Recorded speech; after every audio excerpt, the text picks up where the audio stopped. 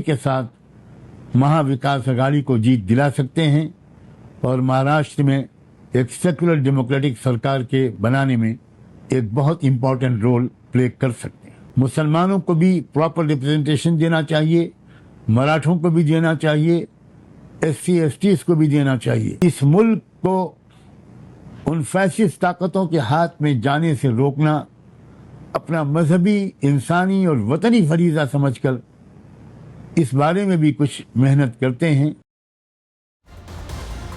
दर्शकों, मुसलमानों को साधने के लिए अलग अलग पैंतरे आजमा रहे हैं। उसमें से एक और पैंतरा है, वो है वक्फ बोर्ड का।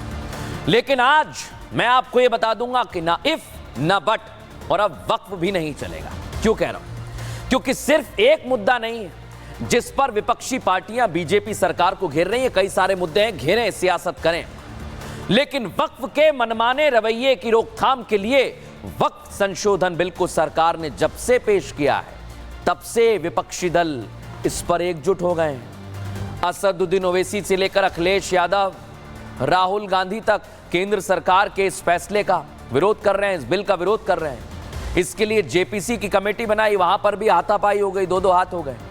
लेकिन फिर भी इस पर अब सवाल उठने लगे हैं। और आज महाराष्ट्र में शिंदखेड़ा विधानसभा क्षेत्र में जनसभा को संबोधित करते हुए जितने सारे सवाल चल रहे थे, सब पर पूर्ण विराम लगा दिया गृह मंत्री अमित शाह ने। उन्होंने एक बार फिर इशारा दे दिया कि संसद के इसी सत्र में वक्फ संशोधन बिल पर मोहर लगने वाली है। उन्होंने कहा कि बिल का विरोध करने वाले चाहे जितना जोर लगाना है लगा लें, जितना विरोध करना है कर लें, वक्फ बिल संसद में पारित होकर ही रहेगा। सुनिए जरा क्या कहा। मैं आज कहकर जाता हूं, राहुल गांधी कान खोल सुन लो, डंके की चोट पर नरेंद्र मोदी जी वक्फ का कानून बदल देंगे। तो देखा दर्शकों आपने, लेकिन अब देखना यही है कि आखिर आगे आगे क्या होता है। बहरहाल खबरों में आगे बढ़ेंगे और आज एक और बड़ी खबर आपके लिए लेके आया हूं। दिल्ली में साइलेंट गैंग वॉर चल रहा है। एक तरफ है लॉरेंस बिश्नोई और उसके साथी गैंग, दूसरी तरफ है बम्बिहा गैंग और उसके साथी गैंग वाले। लेकिन आप सोचिए, ये गैंग वॉर धीरे धीरे आगे बढ़ता जा रहा है और इस गैंग वॉर में बहुत सारी ऐसी चीजें हैं जो अभी तक सामने नहीं आई। देश की राजधानी दिल्ली इन दिनों खौफ में है, क्योंकि एक तरफ है लॉरेंस बिश्नोई और दूसरी तरफ है बम्बिहा गैंग। इनका साइलेंट गैंग वॉर चल रहा है दर्शकों। दोनों गैंग्स की तरफ से दिल्ली में कब्जे की कोशिश की जा रही है। हालांकि दिल्ली में अभी तक लॉरेंस बिश्नोई गैंग की ही हवा रही है, वही आ भी रहा है। लेकिन बम्बिहा गैंग ने दिल्ली में अपने कदम जमाने के लिए व्यापारी और कारोबारियों को धमकाना शुरू कर दिया है।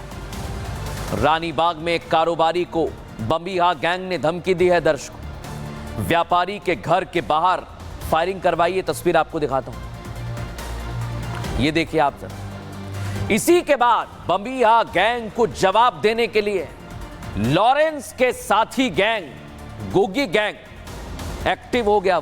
उसने अपने गुर्गे एक्टिव कर दिए और अब गोगी गैंग ने नांगलोई और अलीपुर में व्यापारियों को टारगेट पर ले लिया है। गोगी गैंग के गुर्गे फायरिंग कर रहे हैं, रंगदारी मांग रहे हैं, क्योंकि अब वर्चस्व की लड़ाई है। और दिल्ली में इसी साइलेंट गैंग वॉर का मैसेज बहुत साफ है कि अब लॉरेंस बिश्नोई और बम्बिहा गैंग के बीच वर्चस्व की जंग शुरू हो गई है दर्शकों। लेकिन यह जंग कैसे शुरू हुई है, आज आपको पूरी एक्स्ट्रा रिपोर्ट इनकी बताता हूं। ये दोनों गैंग कौन है, इनके साथी गैंग कौन कौन से हैं, आइए जरा आपको दिखाता हूं।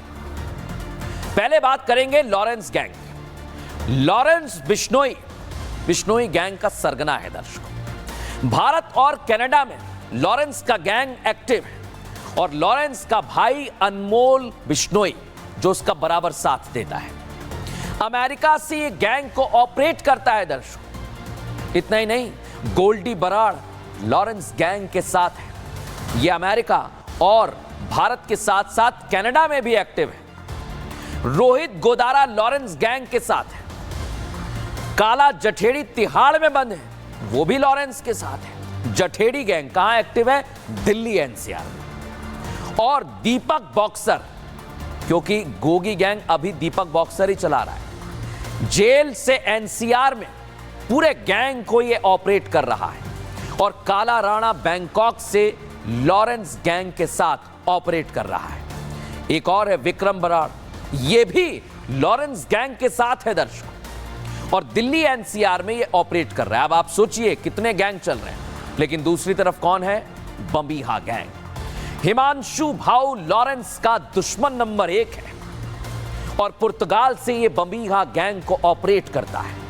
इतना ही नहीं, दिल्ली में कब्जे को लेकर सीधे लॉरेंस को चुनौती देता है बंबीहा गैंग। नवीन बाली हिमांशु भाऊ का भाई है दर्शकों। नवीन फिलहाल कहां है? वो तिहाड़ जेल में बंद है और कौशल चौधरी बंबीहा गैंग से जुड़ गया है। तिहाड़ जेल से यह गुरुग्राम में ऑपरेट करता है, दिल्ली एनसीआर हरियाणा का इलाका। नीरज बवाना भी बंबीहा गैंग के साथ आ गया दर्शकों। बवाना गैंग कहां ऑपरेट करता है? दिल्ली और एनसीआर के अलग अलग क्षेत्र में एक्टिव है। नीरज फरीदपुरिया अमेरिका में छिपा हुआ है, यह भी बंबीहा के साथ है, लॉरेंस के खिलाफ है। फरीदाबाद पलवल के इलाकों में यह एक्टिव है और लॉरेंस को चुनौती देता है। साहिल भी अमेरिका में बैठा हुआ है, इसकी गैंग का सदस्य।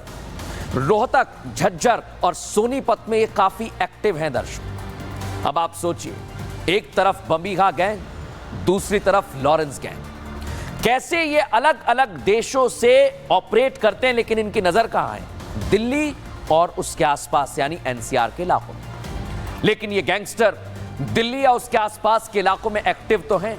अब ऐसे में सबसे ज्यादा खतरा अगर किसी पर है तो वो है दिल्ली एनसीआर के लोग जो इस समय हमें सुन रहे हैं। दर्शकों, ये सारे गैंगस्टर जुर्म की दुनिया के बादशाह बनना चाहते हैं और इसी का नतीजा है कि दिल्ली में अपराध तेजी से बढ़ा है।